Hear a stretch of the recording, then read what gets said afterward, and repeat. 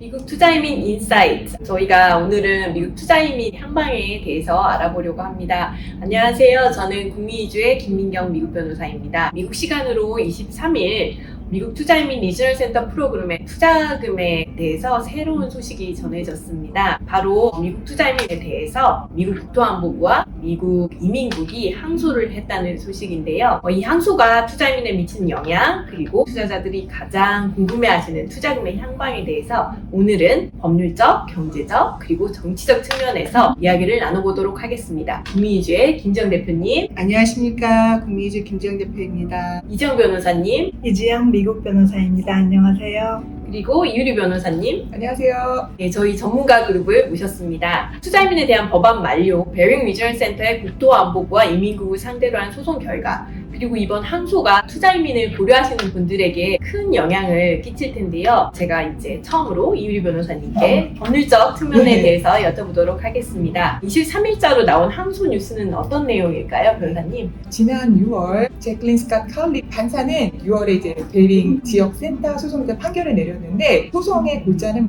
케빈 맥클리넌이라는 전 국토안보부 장관이 EB5 최종 규칙을 제정할 때 그의 직책에 적법하게 근무하지 않았다는 그런 내용의 판결이 나왔습니다.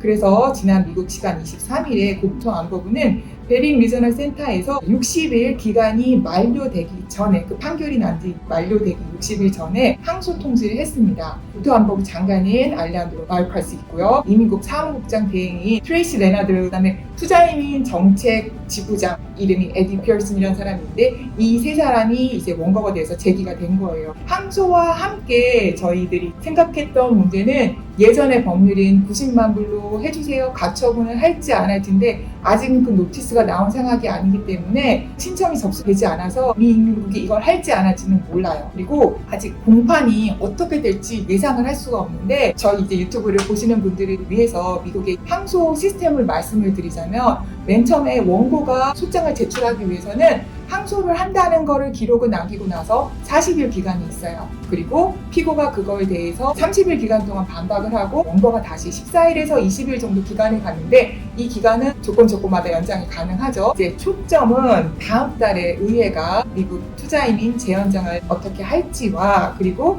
이민국이 투자금에 대한 규정을 어떻게 다시 공표를 할 건지가, 그거에 대해서 저희가 이제 집중을 해야 되는 상황인데요. 어제 베링 리저널 센터가 이민국에서 항소한 거에 대해서 자신들만의 논평을 냈어요. 이 사람들 생각에는 새로운 EB5 법안이 통과가 되면 미국 국토안보부가 지금 내었던 항소, 얘를 다시 철회할 거라고 예상을 하고 있고, 이 과정이 올 가을 후반에는 일어날 거라고 보고 있습니다. 이거는 저도 이 업계에 있는 사람들의 이제 공통적인 의견이고, 실제로 일어난 건 아니기 때문에 주의 깊게 살펴보고 있다가 또 업데이트 상황이 있으면 영상 찍도록 하겠습니다.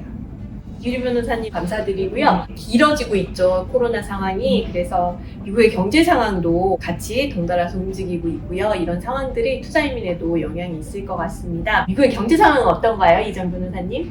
네, 특별히 코로나에 관련해서 제가 잠깐 말씀을 드리겠습니다. 지금 미국 경제에서 굉장히 중요한 일을 하나 앞두고 있는데요. 미국 연방은행 중에 하나인 캔자스시티의 연방은행은 매년 8월 주요 국가의 중앙은행 총재들, 그리고 경제 전문가들을 초대하여서 와이오밍주 잭슨홀에서 경제정책 심포지엄을 개최합니다. 이것은 굉장히 중요한 연례 행사인데, 올해는 8월 27일에 온라인으로 개최한다고 합니다. 이 심포지엄의 결과가 그해 하반기 경제정책에 많은 영향을 미치기 때문에 해마다 많은 분들이 와이오밍 잭슨홀 미팅을 주시합니다. 올해에는 델타 변이의 급격한 확산에 따른 경제의 향방에 대해서 논의할 것이라고 합니다. 지금까지 코로나 쇼크에서 경제 붕괴를 막기 위해서 세계의 많은 정부들이 이자율을 낮추고 지원금을 푸는 등 시장에 많은 돈을 풀어왔습니다. 일반적으로 미국 공화당은 시장 경제에 시장을 맡기자라는 원칙으로 정부가 나서서 시장에 자금을 유통하게 인위적으로 하는 정책은 반대하는 편입니다. 그러나 이번 팬데믹 상황에서는 공화당이라 할지라도 이를 반대할 명분이 없었습니다. 이것은 국제적인 이머전시였기 때문이죠. 사회가 코로나 위기를 벗어나게 되면 경제 정상화를 위해서 다시 밸런스를 잡는 활동이 이루어지게 될 것입니다. 그러기 위해서 두 가지 일을 각 정부에서 하게 될 텐데요. 우선 이자율을 낮아졌던 이자율을 높여서 미국 내에 투자를 장려하고 재난지원금을 줄여서 시장에 너무 많이 풀렸던 돈을 줄일 것입니다. 미국에서는 상반기 동안에 백신 접종이 확산되고 무엇보다도 다른 나라에 비해서 충분한 백신의 공급량이 있기 때문에 올 후반기 미국 경제에 대한 대단한 낙관론들이 있었습니다. 그런데 다시 델타 변이가 상황을 안개 속으로 물어가고 있습니다. 아마도 8월 27일 잭슨홀 미팅에서는 저이자율 등의 경제 부양책이 계속되어야 된다는 의견이 지배적이지 않을까 생각합니다. 실제로 많은 미국의 주들이 재난 지원을 계속하게 될 것입니다. 캘리포니아에서는 사상 초유의 재난 지원을 하고 있는데요. 2020년 4월 이후부터 자격이 되는 주민들에게 밀린 임대료와 전기료 등의 공과금을 캘리포니아 주에서 전액 지불해 줍니다. 전액이요? 네, 전액 지불해 줍니다. 그런데 그리고도 앞으로도 1년까지 일정 기간 동안 임대료와 공과금에 대한 지원을 해줍니다. 그런데 이 자격이 굉장히 광범위해서 그 해당 지역 중간소득의 80% 이하가 되기만 하면 그 소득이 되는 가정에는 모두 이 혜택을 준다고 합니다. 그럼 우선 이건 거의 다 주는 거라고 봐도 될까요? 굉장히 많은 분들에게 혜택이 가는 거죠.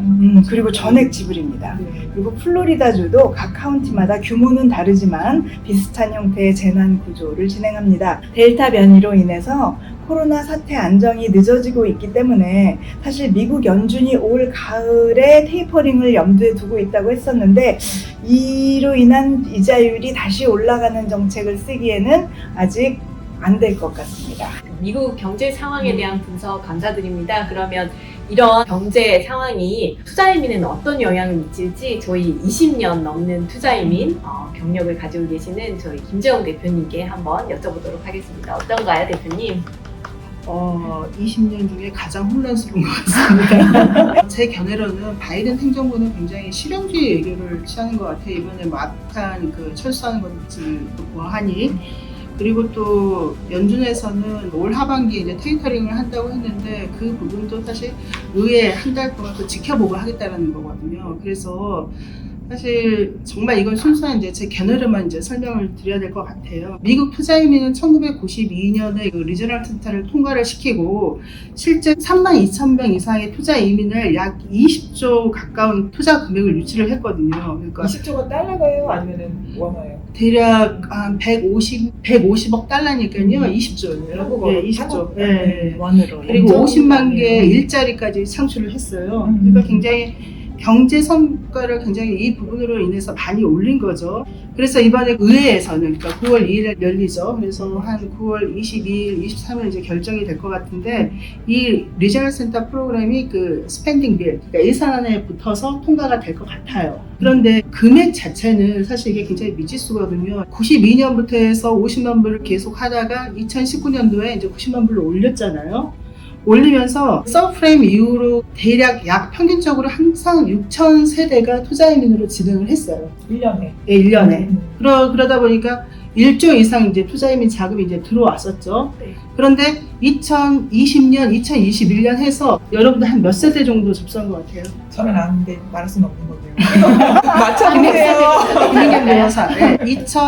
2020년, 2021년 이제 팬데믹 영향도 굉장히 컸겠죠. 한 300세대밖에 접수를 하지 않았어요. 거의 뭐 97% 이상 준 거죠. 네, 굉장히 많은 숫자가 줄었기 때문에 실제 이런 실용주의 정책을 펴는 바이든 행정부에서는 아마도 의회에서 대략 50만 불에서 90만 불은 사실 체감 자체가 큰 거거든요. 한국이 뭐 투자이민 국가 순위로 하면 한 4위 정도 되나요? 4위, 5위 하고 있는데 50만 불 일단은 우리가 6억이잖아요, 금액이. 부부간에 증여세 없이 할 수 있는데 실제 90만 불이면 증여세만 해도 2억이 넘잖아요. 대략 한 13억 정도가 자금이 들어가요. 그래서 아마도 미 이민국에서 지금 항소를 했잖아요. 다시 90만 불로 하자고 항소를 했지만 이런 부분에서 전반적으로 이익이 되는 어떤 절충안을 찾는다고 하면 50만 불과 90만 불 사이에 75만 불의 개정안이 나올 것 같아요.